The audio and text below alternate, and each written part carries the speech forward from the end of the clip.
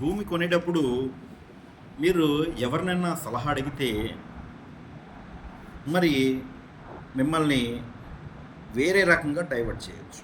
అంటే వేరే రకంగా, మరి ఈ భూమి ఎందుకురా అంటాడు, లేదా అక్కడ ఎందుకురా అంటాడు, అంత ఎందుకురా అంటాడు. అంటే అసలు అతని ఉద్దేశం ఏంటి, అది మీరు గమనించారా? అంటే ఈ ఒక్క విషయంలో, ఈ ల్యాండ్ విషయంలో మీరు మీ మనస్సాక్షిగా, మీ మనస్ఫూర్తిగా ఆలోచించండి. ఎందుకు అనంటే భూమి కొనేటప్పుడు ఎవరినైనా అడిగారనుకోండి, అంటే ఒక రకంగా పక్కోడు ఏమంటాడంటే, ఇప్పుడు మీ పక్కోడు ఒకడు కూడా తిరుగుతున్నాడు అనుకోండి, అంటే వేరే రకం కాదు, అంటే ఉద్దేశపూర్వకంగా కాదు, అంటే జరిగే విషయాన్ని మీకు తెలియజేస్తున్నారు.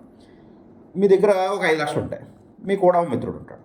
ఈ మిత్రుడు ఉన్నప్పుడు ఈ 5 లక్షల్లో ఒక రూపాయలు 2 లక్షలు మిమ్మల్ని అప్పడాలనుకుంటాడు. మీరేమనుకుంటారు, ఈ 5 లక్షలు ఎట్టి ఏదైనా ల్యాండ్ కొందాం అని మీరు అనుకుంటారు. కానీ ఈ ల్యాండ్ కొన్నవాడు, ఎందుకంటే ఈ 5 లక్షలు ఎట్టి మీరు ల్యాండ్ కొంటే ఈ అప్పు ఎవరుగా, మీరు అప్పు అవడానికి మీ దగ్గర డబ్బు ఉండదుగా. అది లాజిక్. వాడు కొన్ని సందర్భాల్లో చెడగొడుతూ ఉంటాడు. లేదు, ఇంకొక సందర్భంలో మీరు ల్యాండ్ కొంటే ఆ పక్కోడికి ల్యాండ్ ఏం లేదనుకోండి, మీరు ల్యాండ్ కొనేది బాగుపడిపోతారుగా, అందుకని వద్దు అంటాడు. గుర్తుపెట్టుకోండి. మూడవది, మీరు ఎప్పుడైనా ల్యాండ్ కొన్నారనుకోండి, ఇందులో పక్కోడు ఏమనుకుంటుంది, స్వార్థంతో మీరు అది కొంటున్నారు ఇది కొంటున్నారని ఇతను బాధపడుతూ మిమ్మల్ని ఏదో రకంగా డైవర్ట్ చేయాలని చూస్తూ ఉంటాడు. ఈ మూడు కూడా చాలా ఇంపార్టెంట్ ఎప్పుడు కూడా. ఎందుకంటే మీరు ల్యాండ్ కొనేటప్పుడు మీ మనస్సాక్షికి మాత్రమే ఆలోచించండి. ఎక్కడ కొన్నా, నేనైతే ఒకటే చెప్తాను, అది ఎక్కడ అడవిలో ఉన్నా సరే కొనపడేయండి. అడవిలో అంత కొనేయండి, ఏం కాదు. మీకు మంచి రూపాయి మంచి రేటుకి వస్తుంది, కొనేయండి ఎక్కడున్నా. కానీ ఎక్కడైతే ఏమైంది, మీ ల్యాండ్ ఎక్కడికి వెళ్తుంది?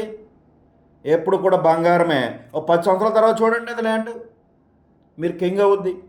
ఈ రోజు ఎన్ని ప్రైవేట్ కంపెనీలు, ఎన్ని వేల కంపెనీలు ఈ రోజుని కూడా ఒక ల్యాండ్ మీద ఇన్వెస్ట్మెంట్ చేసి ప్రజల దగ్గర కలెక్షన్ చేసి, అంటే ప్రజల దగ్గర మీకు మ్యూచువల్ ఫండ్ అని అదని ఇదని, ఇన్సూరెన్స్ అని అదని ఇదని, కొన్ని వేల కోట్ల రూపాయలు కాకుండా కొన్ని లక్షల రూపాయలు, కోట్ల రూపాయలు ఇందులో ల్యాండ్ మీద ఇన్వెస్ట్మెంట్ చేసి ప్రతి ₹1,00,000 ₹1 మాత్రమే మీకు షేర్ ఇస్తుందని మీకు తెలుసా? ఈ రోజుకి కూడా నేను ఛాలెంజ్ చేసి చెప్తాను.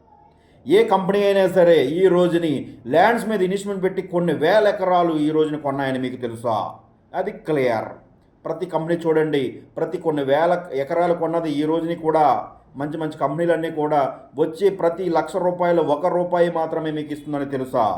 మీకు తెలియదు. ఎందుకంటే మీరు ఏమనుకుంటారంటే, మీరు పెట్టే 1,00,000కి 2,00,000 వస్తుందా, లేదా 2కి 4 వస్తుందా, ఈ 10 సంవత్సరాలకు మన డబ్బు వస్తుందా అని మాత్రమే మీరు ఆలోచిస్తున్నారు.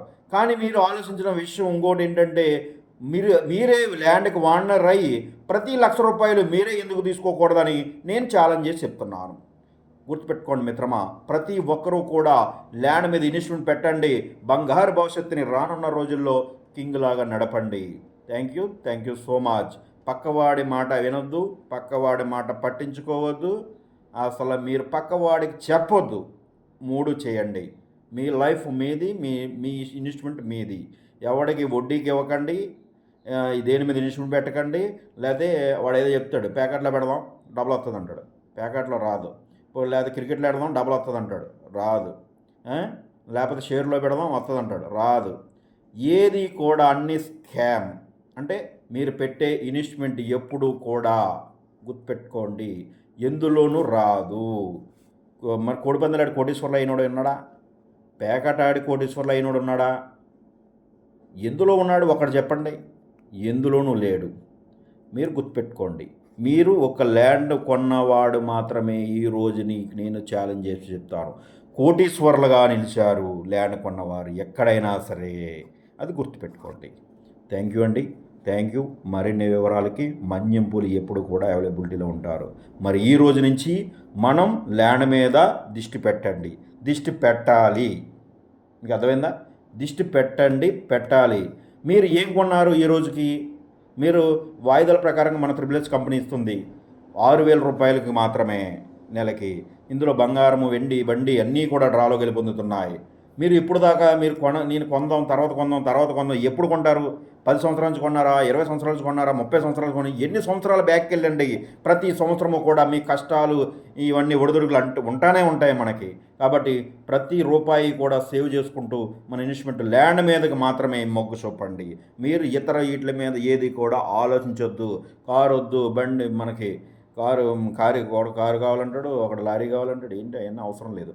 ఓకే, మన ల్యాండ్ ఒకటే నికరం. Thank you so much.